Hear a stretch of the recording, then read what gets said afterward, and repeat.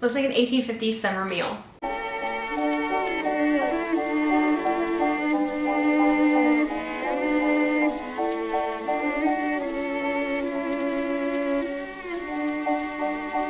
Good day everyone, my name is Caitlin. I'm a living historian who educates other living historians by teaching old-fashioned sewing skills and copying original garments. We started a little mini-series of cooking an entire meal, like all the parts, instead of just doing a dish, doing the entire meal from a particular time period. So we're doing 1850s today. I think we did 1850s in the winter as well. I was going to do all of them 1850s for this year and then pick a different decade next year, but I forgot and I did 1860s last time. So I don't know how we're going to make this actually all work. So we're going to make a couple of different dishes. This is for a plain family. You are not entertaining dinner guests, so it's a plainer meal. So in the past we've used some actual meal plans. This time I came up with a plan based on The Complete Cook, which is published in 1850, and it just says, for plain family dinners, soup or pudding is placed at the head of the table, meat at the lower end, vegetables on each side of the middle, and sauce boats in the middle. That's one way to set a table. The second one is boiled meat at the top, roast meat at the bottom, soup in the middle, and then vegetables and sauce boats cross corners of the middle dish. They're done the same way, but with poultry or mutton at the bottom. And then there's another way, boiled poultry at the top, roast poultry or game at the bottom, vegetables and sauces so disposed as to give the appearance of a whole table being covered without being crowded. So we're going to take the first one. So for that, we're going to need a soup or a pudding, which is going to be at the head of the table. We're going to need a meat at the lower end, and then vegetables on each side, so 2 vegetables basically, and then sauce boats in the middle. So that's going to be what we're making today. So let's actually get into the recipes that we're going to use. For the soup, we are going to make an egg drop soup, mostly because I have an overabundance of eggs at the moment. This comes from the United States Cookbook, which was published in 1856. It's basically almost like a dumpling soup, but it's made with eggs in the dumplings, so there's a little bit of protein in it. We're gonna make a very small batch, not necessarily what the recipe calls for, because it is it's for more people. So we're gonna make a very small batch of this, but we are going to try the egg drop soup. For the meat, which we are also going to make with rice, we are using 1859's The Gourmet Guides to Rabbit Cooking. Yes, it is literally like 120 something recipes on how to cook rabbit. Brett found a cottontail, which is not the best eating, but I have done it in the past. Like I've eaten cottontail before.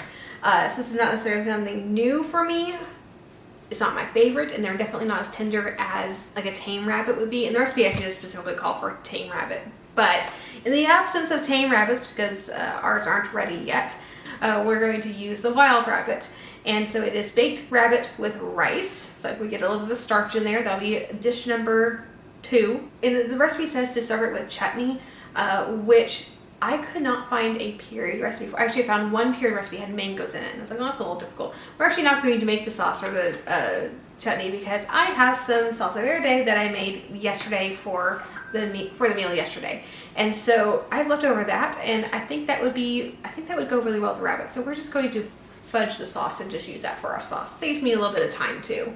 And then for one of our sides, which is going to be a very small side, there's going to be like a couple bites each. We are going to make fried green tomatoes because I had tomatoes in my garden that have been sitting on the vine for like 2 months at this point and have not turned color.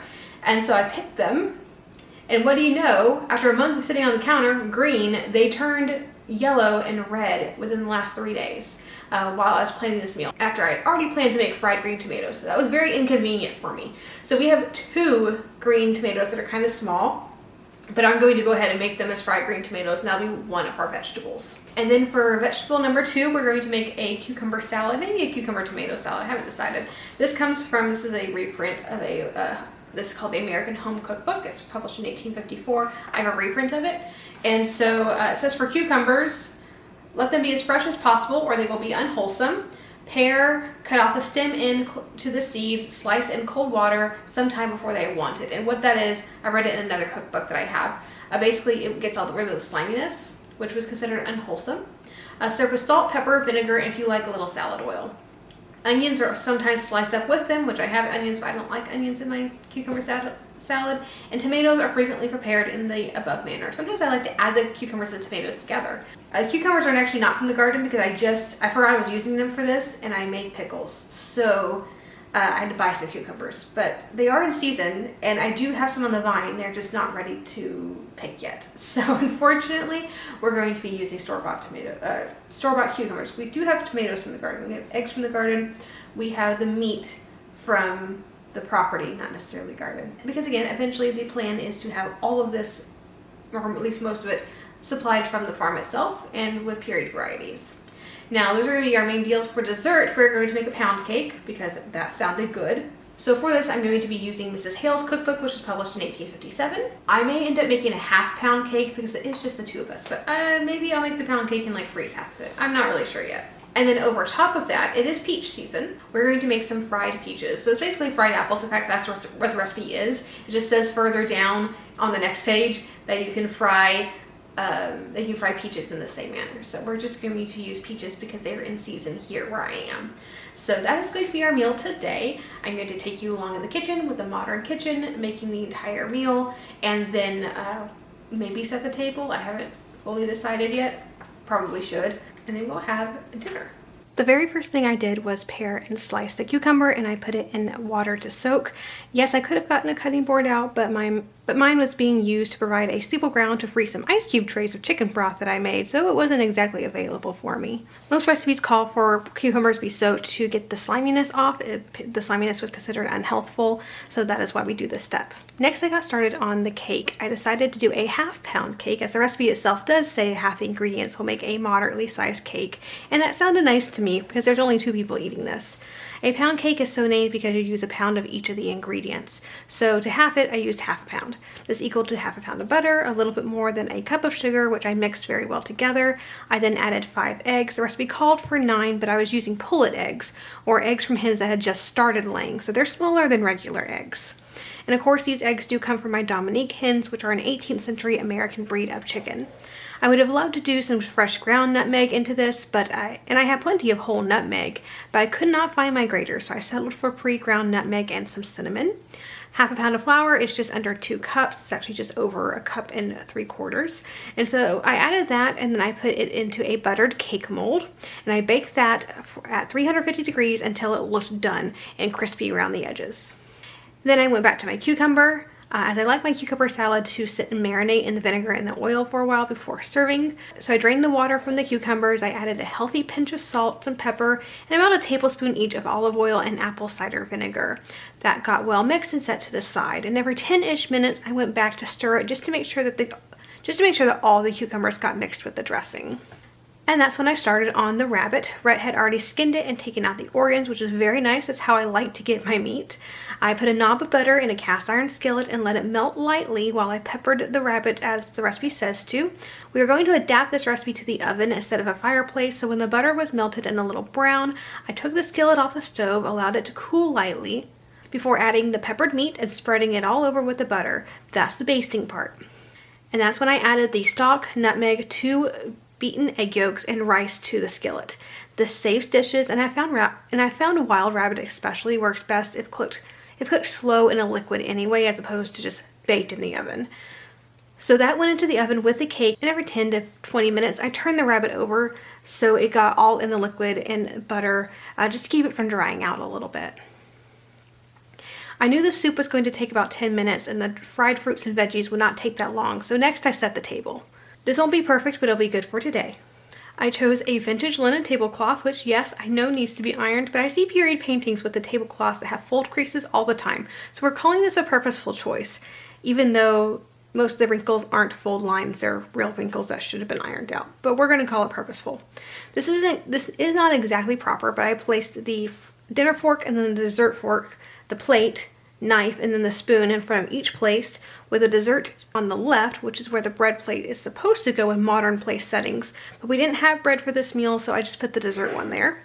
And then a drinking glass to the right. All tableware is reproduction, but the china is an 1820s pattern. The silverware is an early 19th century fiddleback shape, and the glassware is also a mid-19th century shape as well. I also added little vintage salt cellars with tiny pewtered salt spoons in front of each person, and the bowls for the soup on top of each plate. You can already see I won't have enough space at the head and foot for the meat and the soup, but that is okay. I'll just put them to the side. And then I got out the peaches to make the fried peaches. I peeled and sliced my peaches and set them aside with a heaping spoonful of sugar to sit. For the batter, I have the recipe using full spoonfuls of flour, 2 of sugar, some cinnamon with 2 eggs, and I don't do alcohol, so I use milk instead to make a thick batter. In the meantime, I melted some butter into the lid of my Dutch oven, which I use as a second skillet because I only have one. The peaches went into the batter to coat and then into the butter to fry a little bit on each side. As the batter browned, I flipped them over. I then decided to serve them in the center of the cake since the bundt cake created this perfect little hole just right for peaches. And then I sprinkled it over with a little sugar and cinnamon as the directions say to do. I had a little bit of extra sugared peach juice and batter, so I combined them and made a few pancakes for breakfast while I was at it. And then I cleaned out the Dutch oven lid to make the fried tomatoes. Before I prepared the tomatoes, I started on the soup. I brought beef stock to a boil in a pot while I prepared the egg drops. Now I was making just 2 bowls of soup, so it was about 2.5 cups of broth, and I used 2 heaping teaspoons of flour, with 1 large egg, and enough milk to make a pancake batter consistency, and I also added a little bit of salt to taste. And that's when I started on the tomatoes. I sliced them and put some bacon grease in my Dutch oven lid to fry them up before sprinkling with salt. Cornmeal would have probably made this better, and I know that's what most people do to make fried green tomatoes, but I have not found a fried green tomato recipe with cornmeal until the early 1870s. But if anyone has an earlier recipe that uses cornmeal, please let me know. While those are frying, I put the egg drops into the broth. Mine ended up being more like egg ribbons than spoonfuls, but I guess it worked. And while I was waiting on that and the tomatoes, I worked on the table a little bit more. I totally should have put the food into serving dishes, but that's just more dishes to wash for the 2 of us. If I had guessed, I probably would have. So everything got served in what it was cooked in, except for the tomatoes, which I did put on a salad plate. And that was dinner. I realized halfway through the soup that I had forgotten to put on napkins, so I ran and got those. They were just in the china cabinet directly behind me, so that was easy to get to. Overall, I'd say it was a success. I almost exclusively use chicken broth, not beef, in my cooking, and because we eat a lot of chicken, therefore I have a lot of carcasses to make broth with. So I think next time I'll try the egg drop soup with chicken broth to see if we like it better. It wasn't bad, I just think we'd prefer it with chicken. For the main course, we each got some cucumbers, fried green tomatoes, and rice with a rabbit leg. The cucumbers were nice and had a light pickle flavor due to the vinegar. I saved the rest of them for lunch the next day, and they were even better then. This is actually the first time I have tried fried green tomatoes, but I did like them. The bacon grease did a lot of heavy lifting in the flavor department. I did end up putting salsa verde on my rabbit, while Rhett did not. The meat was surprisingly tender for being a wild rabbit and slightly overcooked, but it was actually really good. I did have to put some salt on it as it wasn't heavily flavored except for the pepper. The salsa verde again helped a lot in the flavor department with the jalapenos, garlic, lime juice, onion, and tomatillos. The rice is really flavorful, but that's what happens when you cook it in broth. I could not taste the nutmeg at all. I'm not sure if I should have added more or if it was just fine the way it was. I thought it tasted good. I just couldn't taste the nutmeg. And then for dessert, we put a little whipped cream on the peaches and pound cake. Typically, I do make my own whipped cream, but we had a can hiding in the back of the fridge and we decided to use it before it expired. Overall, it was quite the satisfying meal. All right, as far as recipes that get to be made again, I guess. Yeah. Rabbit and rice a success? Yeah. Okay. Maybe not with the egg drop soup. It was fine, but maybe not again. Yeah. I mean, it wasn't bad. It's just. I wonder if we tried it again with chicken stock instead of beef stock, we'd like it better. I mean, we'll have to try it again. Because we're not big chicken stock, or we're not big beef stock people. Usually we use chicken broth. Mm-hmm. Cucumbers, I make this often, so I like those. Fried green tomatoes are pretty good when cooked with bacon fat. Cake is good. Oh, very good. And you said you like the peaches? Oh, yeah. Okay, I'll pack some for your breakfast tomorrow. I had extra batter and I made up you some pancakes instead of biscuits for breakfast. So I'll put a peach on top of your pancakes. Thanks. So overall, it was pretty much a success. Yeah. That is about it for today. If you've enjoyed the video, please like, subscribe to the channel, click that little bell notification so you're notified anytime I upload a new video, and have a fantastic week, and I'll see you back here in the next video.